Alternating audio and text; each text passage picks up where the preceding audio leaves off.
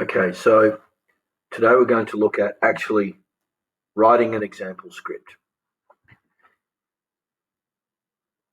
So I'm using Word.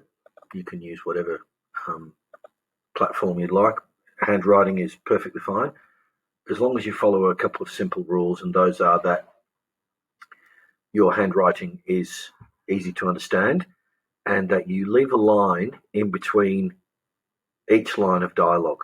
So if you need to write notes, or it just makes it easier for the performers to be able to read their lines. So starting off with the title. It's going to be called The Message. The one act play by me. The first thing that we need to list is the other characters. You might see this written in a number of ways. You might see it written as cast. You might see it written as dramatis personae, and that's the Latin, and that means basically the characters or drama people, but I'm going to write it as characters. Now, there's only two characters in this play. There is Phil, who is mid-40s, coffee shop owner. Oh.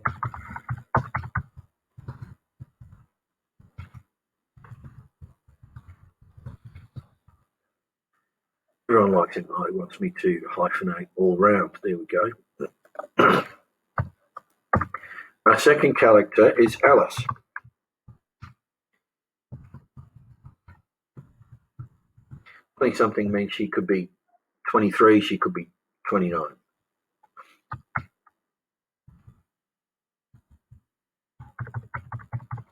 She's a business exec. Always on the go. Bossy, demanding,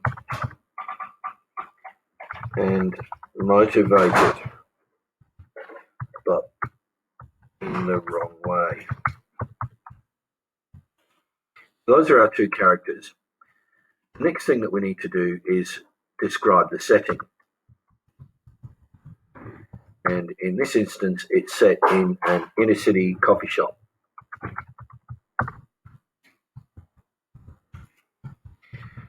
Not the type of one that you would go in and sit down and have a coffee and maybe a meal, but just one where you might pop in on your way to work and grab a coffee.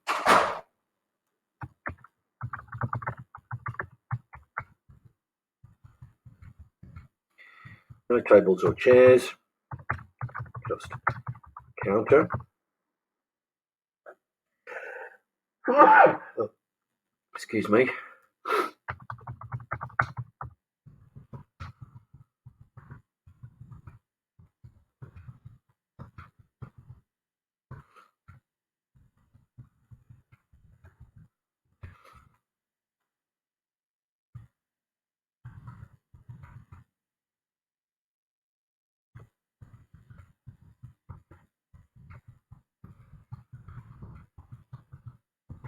There's a glass tray of muffins and pastries.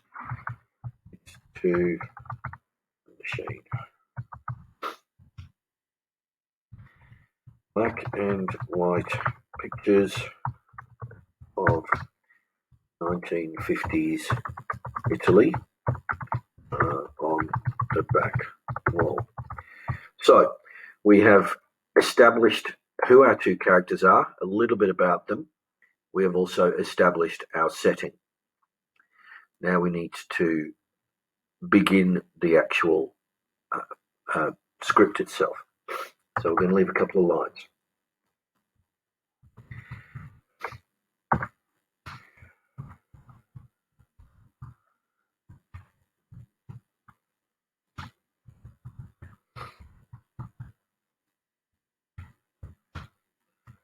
I'm telling here the director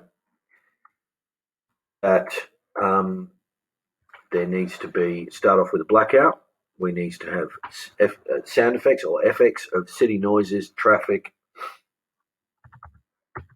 sirens, people walking.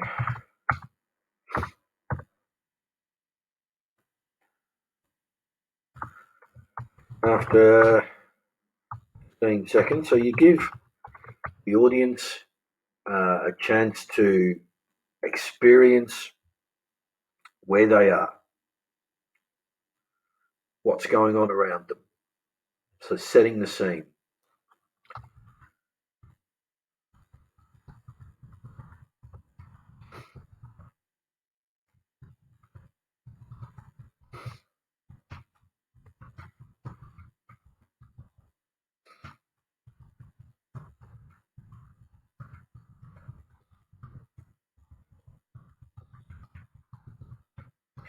So our lights come up and we see Phil standing behind the counter polishing a latte glass.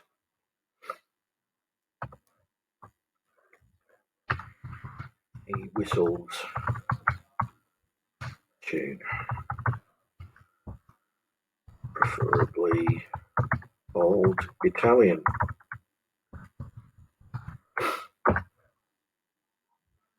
So we work out from that he is possibly descended from an Italian family. Maybe his father owned the coffee shop before him, but he is second or third generation Australian. So he would talk with an Australian accent, not with that sort of Italian accent.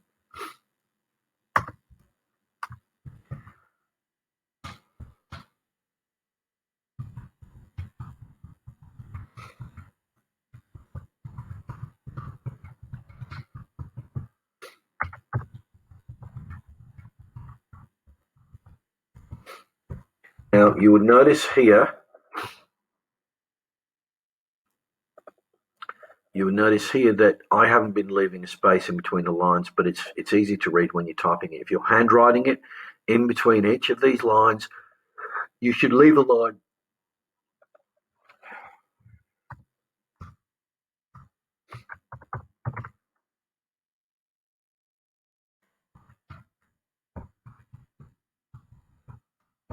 We have the stage direction in brackets there, showing that it's the actor needs to say or do something in a certain way.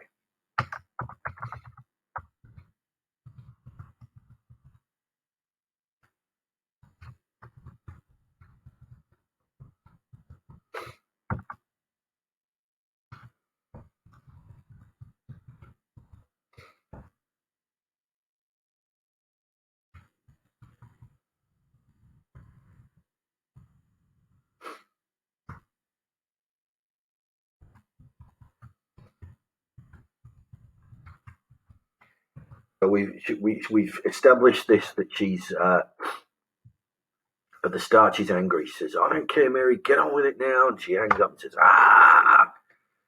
Phil, who has we get to see that they've known each other for a while, and he's used to this, and so he's very much like almost like that sort of daggy dad father type figure to Alice. They see each other at least once or twice every day.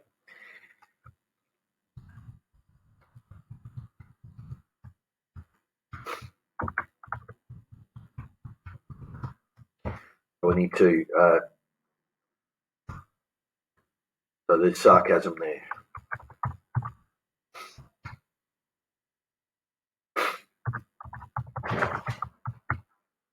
And Alice replies with double shot, single origin, soy milk latte, Phil, and be snappy about it. And so that's her responding to Phil's sort of dig with she sort of just orders him to make her a coffee for Will.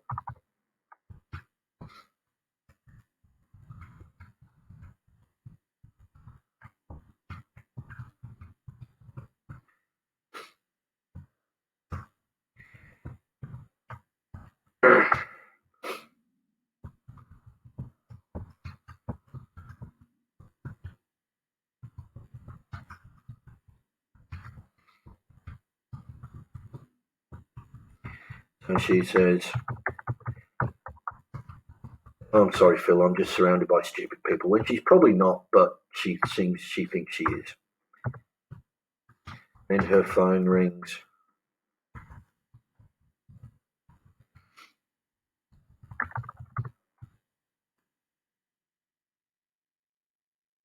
Alice's phone rings. She growls and switches the phone off. So that's all I'm going to show you today, but you can see the ideas, particularly here, setting that scene at the beginning. And look, what you can actually do is put things like stage directions in italics, just so it makes them look a little bit different to the rest of the text. So you sometimes actors will read the stage directions by mistake, particularly if they're either the same color or the same font. So it is a good idea to change the font, or at least change them to italics. I mean, really, if you're concentrating, you wouldn't read out something that was in brackets. But if you didn't know, I've seen lots of students that didn't know that stuff in brackets was stuff that you weren't supposed to say. So I'll just put those into italics. And professional playwrights would have all their computers all set up to be able to do these and these sorts of things. So that's a basic idea of a play. Where this would go, I'm not sure, but that will be up to you to decide in your script. When you create your own script, it will be up to you to decide what happened in your play. This is mine. Okay, excuse me. I don't want you copying this. You come up with your own. This is me just showing an example of how you might write a play script. Okay, thank you.